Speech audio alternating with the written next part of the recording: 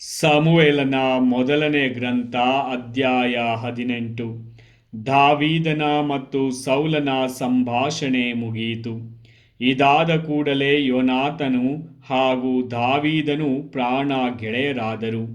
ಯೋನಾತನನ್ನು ದಾವೀದನನ್ನು ತನ್ನ ಪ್ರಾಣದಂತೆ ಪ್ರೀತಿಸತೊಡಗಿದನು. ಅಂದಿನಿಂದ ಸೌಲನು ದಾವೀದನನ್ನು ಅವನ ತಂದೆಯ ಮನೆಗೂ ಹೋಗಗೊಡದೆ ತನ್ನ ಬಳಿಯಲ್ಲೇ ಇಟ್ಟುಕೊಂಡನು.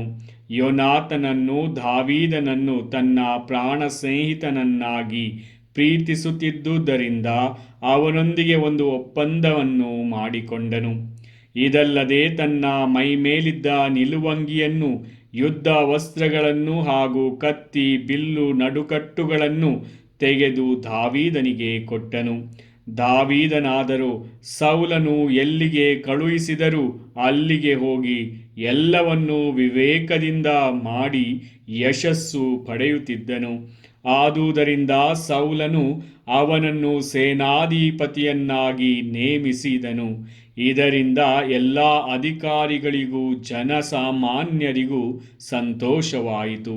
ದಾವೀದನು ಫಿಲಿಷ್ಟಿಯರನ್ನು ಸಂಹರಿಸಿ ಸರ್ವ ಸೈನ್ಯದೊಡನೆ ಹಿಂದಿರುಗಿ ಬರುವಾಗ ಇಸ್ರಾಯೇಲರ ಎಲ್ಲ ಪಟ್ಟಣಗಳಿಂದ ಮಹಿಳೆಯರು ಹೊರಗೆ ಬಂದು ತಾಳ ತಮಟೆಗಳನ್ನು ಹಿಡಿದು ಸಂತೋಷದಿಂದ ಹಾಡುತ್ತಾ ಕುಣಿಯುತ್ತಾ ಅರಸ ಸೌಲನನ್ನು ಎದುರುಗೊಂಡರು. ಅವರು, ಸೌಲ ಕೊಂದನು 1000 ಗಟ್ಟಲೆ, ದಾವೀದನೋ ಕೊಂದನು 10,000 ಗಟ್ಟಲೆ ಎಂದು ಪರಸ್ಪರ ಹಾಡಿದರು. ಈ ಮಾತುಗಳು ಸೌಲನಿಗೆ ಹಿಡಿಸಲಿಲ್ಲ. ಅವನು ಕೋಪದಿಂದ, ದಾವೀದನು 10,000 ಗಟ್ಟಲೆ ಕೊಂದನೆಂದು, ನಾನು 1000 ಗಟ್ಟಲೆ ಮಾತ್ರ ಕೊಂದೆನೆಂದು ಹಾಡುತ್ತಾರಲ್ಲ, ಹಾಗಾದರೆ ಅವನನ್ನು ರಾಜನನ್ನಾಗಿ ಮಾಡುವುದೊಂದೇ ಕಡಿಮೆ ಎಂದುಕೊಂಡನು. ಅಂದಿನಿಂದ ಸೌಲನು ದಾವೀದನ ಮೇಲೆ ಕಣ್ಣಿಟ್ಟನು. ಮಾರನೆಯ ದಿನ ದೇವರಿಂದ ಬಂದ ದುರಾತ್ಮವೊಂದು ಸೌಲನನ್ನು ಆವರಿಸಿತು. ಅವನು ಬುದ್ಧಿಗೆಟ್ಟು ಮನೆಯೊಳಗೆ ಕೂಗಾಡತೊಡಗಿದನು. ಅವನ ಕೈಯಲ್ಲಿ ಒಂದು ಈಟಿ ಇತ್ತು. ವಾಡಿಕೆಯ ಪ್ರಕಾರ ದಾವೀದನು ಕಿನ್ನಾರಿ ಬಾರಿಸುತ್ತಾ ಇದ್ದನು. ಆಗ ಸೌಲನು ಗೋಡೆಗೆ ಕಚ್ಚಿಕೊಳ್ಳುವಂತೆ, ಈ ದಾವೀದನನ್ನು ತಿವಿಯುವೆನು ಎಂದುಕೊಂಡು ಅವನತ್ತ ಈಟಿಯನ್ನು 2 ಸಾರಿ ಎಸೆದನು. 2 ಸಾರಿಯೂ ದಾವೀದನು ತಪ್ಪಿಸಿಕೊಂಡನು. ಸರ್ವೇಶ್ವರ ಸೌಲನನ್ನು ತ್ಯಜಿಸಿ ದಾವೀದನೊಂದಿಗೆ ಇದ್ದರು. ಈ ಕಾರಣಕ್ಕಾಗಿ ಸೌಲನು ದಾವೀದನಿಗೆ ಭಯಪಟ್ಟನು. ಅವನನ್ನು ತನ್ನ ಸಾನ್ನಿಧ್ಯ ಸೇವೆಯಿಂದ ತೆಗೆದು ಸೈನ್ಯದ ಒಬ್ಬ ಸಹಸ್ರಾಧಿಪತಿಯನ್ನಾಗಿ ನೇಮಿಸಿದನು.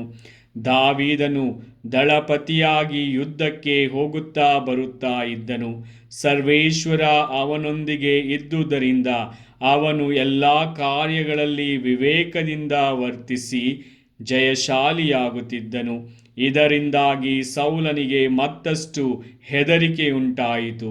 ಆದರೆ ಇಸ್ರಾಯೇಲರಿಗೆ ಹಾಗೂ ಯೆಹೂದ್ಯರಿಗೆ ದಾವೀದನ ಮೇಲೆ ಮಿಗಿಲಾದ ಪ್ರೀತಿ, ಏಕೆಂದರೆ ಅವನು ತಮ್ಮ ಸಂಗಡವೇ ಬಂದು ಮುಂದಾಳತ್ವ ವಹಿಸುತ್ತಿದ್ದನು. ಒಂದು ದಿನ ಸೌಲನು, ಇವನು ನನ್ನ ಕೈಯಿಂದ ಸಾಯಬಾರದು, ಫಿಲಿಷ್ಟಿಯರ ಕೈಯಿಂದಲೇ ಸಾಯಲಿ ಎಂದು ಒಂದು ಉಪಾಯ ಹೂಡಿದನು. ದಾವೀದನಿಗೆ, ನೀನು ನನ್ನ ವೀರನಾಗಿ ಹೋಗಿ ಸರ್ವೇಶ್ವರನ ಯುದ್ಧಗಳನ್ನು ನಡೆಸು. ನಾನು ನನ್ನ ಹಿರಿಯ ಮಗಳಾದ ಮೇರಾಬಳನ್ನು ನಿನಗೆ ಮದುವೆ ಮಾಡಿಕೊಡುತ್ತೇನೆ ಎಂದನು. ಅದಕ್ಕೆ ದಾವೀದನು, ಅರಸರ ಅಳಿಯನಾಗಲು ನಾನು ಎಷ್ಟರವನು? ಇಸ್ರಾಯೇಲರಲ್ಲಿ ನನ್ನ ಕುಲವಾಗಲಿ ಕುಟುಂಬವಾಗಲಿ ಎಷ್ಟರದ್ದು ಎಂದನು. ಮದುವೆ ಮಾಡಿಕೊಡುವ ಸಮಯ ಬಂದಾಗ ಸೌಲನು ತನ್ನ ಮಗಳು ಮೇರಾಬಳನ್ನು ದಾವೀದನಿಗೆ ಬದಲಾಗಿ ಮೆಹೋಲದ ಅದ್ರಿಯೇಲ ಎಂಬವನಿಗೆ ಕೊಟ್ಟು ಮದುವೆ ಮಾಡಿದನು. ಇತ್ತ ಸೌಲನ ಮಗಳಾದ ಮೀಕಾಲಳು ದಾವೀದನನ್ನು ಪ್ರೀತಿಸತೊಡಗಿದಳು. ಈ ವಿಷಯ ಸೌಲನಿಗೆ ತಿಳಿದು ಬಂದಾಗ ಅವನಿಗೆ ಸಂತೋಷವಾಯಿತು. ಇವಳನ್ನು ಅವನಿಗೆ ಕೊಡುತ್ತೇನೆ, ಈಕೆ ಅವನಿಗೆ ಉರುಳಾಗಿರಬಲ್ಲಳು. ಫಿಲಿಸ್ಟಿಯರ ಕೈಗೆ ಇವನು ಸಿಕ್ಕಿ ಬೀಳುವಂತೆ ಮಾಡಬಲ್ಲಳು ಎಂದುಕೊಂಡನು. ದಾವೀದನಿಗೆ, ನೀನು ನನ್ನ ಅಳಿಯನಾಗಲು ಎರಡನೇ ಸಂದರ್ಭ ಬಂದೊದಗಿದೆ ಎಂದು ಹೇಳಿದನು. ಅಲ್ಲದೆ ತನ್ನ ಸೈನಿಕರಿಗೆ, ನೀವು ದಾವೀದನಿಗೆ ಅರಸರು ನಿಮ್ಮನ್ನು ಮೆಚ್ಚಿಕೊಂಡಿದ್ದಾರೆ, ಅವರ ಎಲ್ಲ ಸೈನಿಕರು ನಿಮ್ಮ ಮೇಲೆ ಪ್ರೀತಿ ಇದೆ, ನೀವು ಅರಸರ ಅಳಿಯರಾಗಲೇಬೇಕು ಎಂದು ಪುಸಲಾಯಿಸಿರಿ ಎಂದು ಗುಟ್ಟಾಗಿ ತಿಳಿಸಿದನು. ಅಂತೆಯೇ ಆ ಸೇವಕರು ದಾವೀದನಿಗೆ ತಿಳಿಯಪಡಿಸಿದರು. ಅದಕ್ಕೆ ದಾವೀದನು, ಅರಸರ ಅಳಿಯನಾಗುವುದು ಅಷ್ಟು ಸಾಧಾರಣದ ಸಂಗತಿಯೆಂದು ನೆನೆಸುತ್ತೀರೋ?